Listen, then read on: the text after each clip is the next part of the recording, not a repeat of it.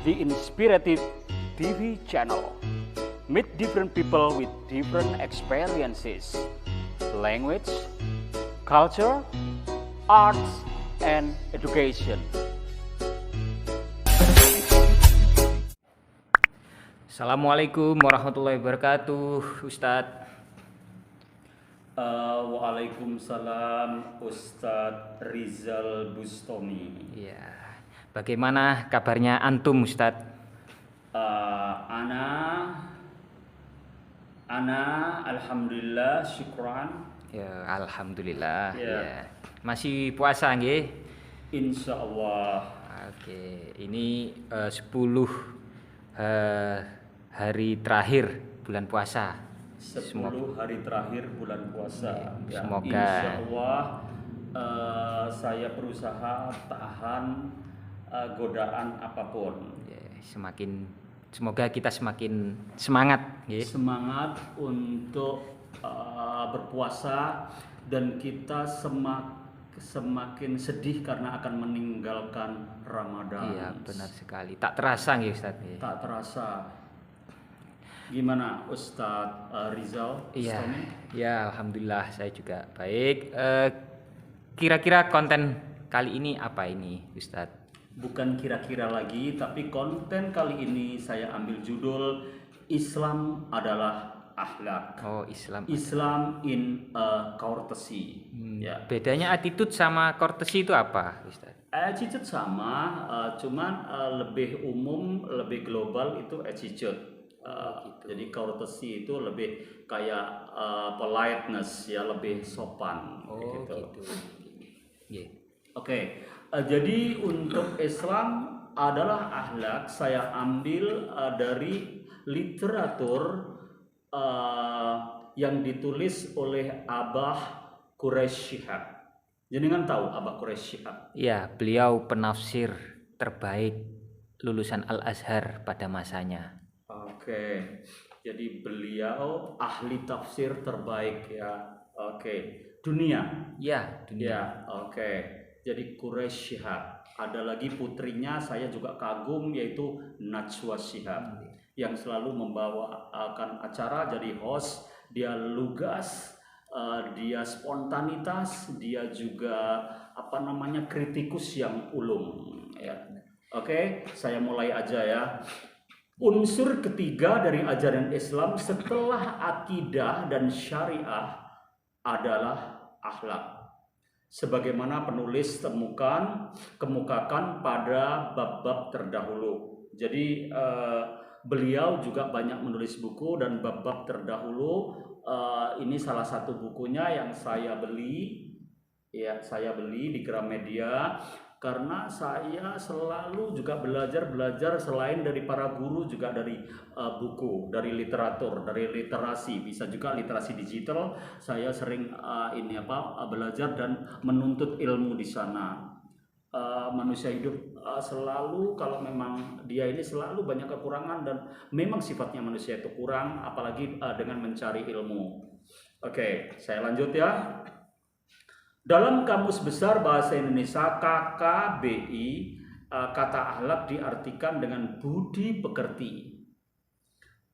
Kata ini terambil dari bahasa Arab, jadi diserap dari bahasa Arab sebetulnya, dan merupakan bentuk jamak dari kata huluk, ya, huluk.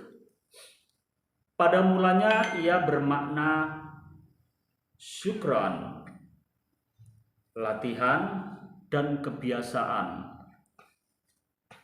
Nah, dari makna pertama, ukuran lahir dan makhluk, yakni ciptaan yang mempunyai ukuran tertentu. Sedang dari makna kedua, latihan, dan ketiga, kebiasaan, lahir sesuatu yang positif maupun negatif, yang dapat dilakukan dengan mudah tanpa merasa terpaksa akibat latihan dan pembahasaannya. Makna-makna di atas mengisyaratkan bahwa akhlak adalah sifat yang mantap dalam diri seseorang dalam kondisi kejiwaan yang dicapai setelah berulang-ulang latihan dan dengan membiasakan diri melakukannya. Sementara pakar merumuskan bahwa akhlak adalah sifat dasar yang telah terpendam di dalam diri dan tampak ke permukaan melalui kehendak dan kelakuan yang terlaksana tanpa keterpaksaan oleh satu dan lain hal, satu dan lain sebab. Dapat juga dikatakan bahwa akhlak jika ditinjau dari segi tujuannya merupakan sekumpulan nilai yang harus diindahkan manusia dalam kegiatannya demi terciptanya hubungan harmonis dengan selainnya, bahwa demi meraih kebahagiaan pribadi dan masyarakat.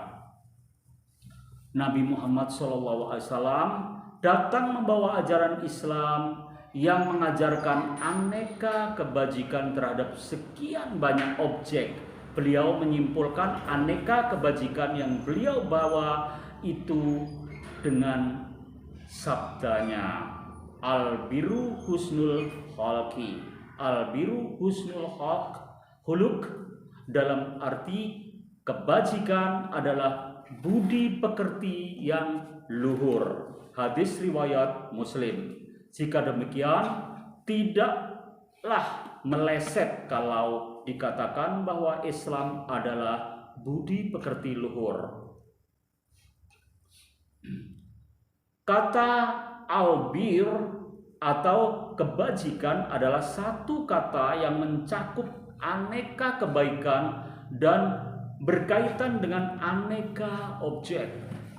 Secara tegas Al-Quran menyebutkan sekian banyak ragam kebajikan dalam firman-Nya pada KS Al-Baqarah ayat 2:177. Di sana Allah berfirman, bukanlah menghadapkan wajah kamu ke arah timur dan barat itu suatu kebajikan, tetapi sesungguhnya kebajikan itu ialah beriman kepada Allah. Hari kemudian malaikat-malaikat, kitab-kitab, nabi-nabi, dan memberikan harta yang dicintainya kepada kerabat, anak-anak yatim, orang-orang miskin, musyafir yang memerlukan pertolongannya. Hamba sahaya melaksanakan sholat secara sempurna dan menunaikan zakat, dan orang-orang yang menepati janji mereka apabila mereka berjanji, dan orang-orang yang sabar dalam kesempitan dan penderitaan. Dan dalam peperangan, mereka itulah orang-orang yang benar imannya. Dan mereka itulah orang-orang yang bertakwa. Sebagaimana terbaca di atas dalam Al-Bir, ada keimanan, kepercayaan, ada juga pengalaman syariat, yakni sholat dan zakat. Sebagaimana ada juga kegiatan yang melahirkan hubungan harmonisasi, yakni akhlak, seperti memberi bantuan kepada yang membutuhkan dan menepati janji kepada yang kita janjikan. Jika demikian, iman adalah bagian dari al-bir. Pelaksanaan syariah juga merupakan akhlak dan budi pekerti, sebagaimana halnya kegiatan yang melahirkan hubungan harmonis. Dengan demikian, secara singkat dapat dikatakan bahwa ajaran Islam adalah akhlak dan budi pekerti. Sejalan dengan sabda Nabi bahwa menyatakan bahwa beliau tidak diutus kecuali untuk menyempurnakan akhlak, atau paling tidak dinyatakan pada setiap ajaran Islam, akidah maupun syariah. Demikian juga tuntutannya yang tidak berkaitan dengan akidah dan syariah, terdapat akhlak dan budi pekerti. Akhlak yang diajarkan Islam bersifat menyeluruh,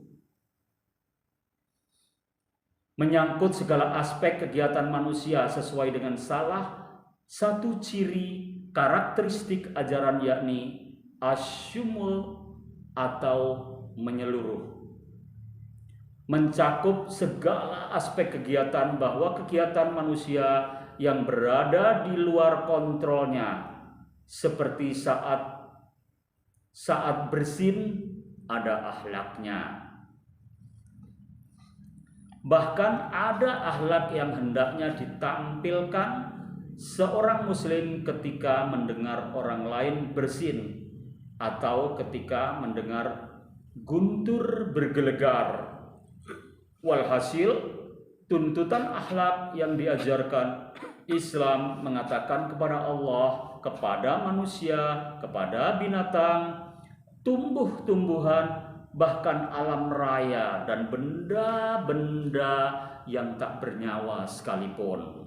Dan kita harus wajib berakhlak. Tentu saja semua aspek itu tidak dapat dihidangkan dalam buku ini. Namun seperti kata orang bijak, apa yang tidak dapat diraih seluruhnya, jangan ditinggalkan seluruhnya. Kita dapat berkata bahwa akhlak dan sopan santun yang diajarkan Islam mencakup sekian banyak nilai luhur yang hendaknya menghiasi kepribadian muslim. Nilai-nilai ini disebut secara jelas dalam Al-Quran dan Sunnah Nabi Sallallahu Alaihi Wasallam, yang diantaranya ketulusan, rahmat, dan kasih sayang, amanat, kejujuran, kesungguhan, lapang dada, dan toleransi, sabar, rasa malu, harga diri, dan kemuliaan, menghargai waktu, dan lain sebagainya. Secara umum, para pakar muslim menggarisbawahi 4 potensi utama manusia yang harus dilakukan, diaktualkan dengan baik dan benar, dan kesempatannya lahir aneka akhlak yang terpuji. Yang pertama atau nomor 1, potensi ilmu, yakni kemampuan membedakan antara yang baik, yang benar dengan yang buruk dan yang salah. Bila ini diaktualisasikan dengan baik, maka akan melahirkan hikmah yang mengantarkan pemiliknya meraih yang baik dan atau menampik yang buruk. Hingga hikmah juga diartikan dengan amal ilmiah dan ilmu amaliyah. Yang kedua, potensi amarah yang bila digunakan dengan baik dan benar akan melahirkan keberanian, kalau berlebihan dinamai kecerobohan, dalam bahasa Inggris carelessly. Sedang kalau kurang dari semestinya, ia menjadi kelemahan dan yang bersangkutan dinamai pengecut, pecundang. Oke, selanjutnya yang nomor 3, potensi syahwat atau keinginan. Potensi ini jika digunakan sesuai petunjuk agama dan akal yang sehat akan melahirkan sifat yang baik, yaitu kesucian diri atau kesucian jiwa. Sifat ini bila dimiliki akan menjadikan seseorang memenuhi syahwat nafsunya secara wajar, sehingga tidak menjadi hiperseks dan melanggar rambu-rambu kewajaran, tapi tidak juga undersex, sehingga yang bersangkutan tidak dapat berfungsi secara baik dan benar untuk melanjutkan keturunannya, karena hidup itu regenerasi. Nomor 4 atau nomor 4, potensi adil. Ini menjadikan penyandangnya menghormati hak-hak pihak lain, baik materi maupun non-materi, yakni dengan memberikan pihak lain haknya tanpa menunda-nunda dan tanpa membeda-bedakan. Keadilan harus diterapkan walau atas nama keluarga sekalipun, bahkan atas diri sendiri. Keadilan akan mewujudkan dalam diri seseorang apabila dalam dirinya terhimpun hikmah, keberanian, dan ifah. Demikian 4 unsur pokok keutamaan yang selanjutnya melahirkan aneka akhlak dan sifat akhlak yang terpuji. Dan itu untuk kupasan hari ini yang saya ambil dari literasi dari beliau, Bapak Mahaguru, yaitu M. Quraish Shihab. Oke. Terima kasih dan mudah-mudahan membawa manfaat bagi kita semua, terutama viewer The Inspirative TV channel. Sangat menarik sekali, Ustadz. Ini menimbul pertanyaan pada saya. Berarti Nabi diutus untuk memperbaiki akhlak ya, Nabi Muhammad ini? Iya, Nabi diutus untuk menyempurnakan akhlak manusia yang ada di bumi. Berarti meskipun ilmunya tinggi, tidak akan berarti jika tidak mempunyai akhlak ya Ustadz? Iya, tentu saja. Apapun kita harus menghargai dan berakhlak. Tadi sudah disampaikan di situ, sama benda mati sekalipun kita harus punya etika dan berakhlak. Iya, berarti kemudian setiap melakukan sesuatu atau dihadapkan dengan sesuatu itu semua ada doanya ya Ustadz ya? Iya. Seperti ada guntur, iya, terus kita bersin. Ada bersin itu ada etika dan akhlaknya. Waktu bersin masih ingat nggak doanya apa? Masih ingat Ustadz. Seperti apa?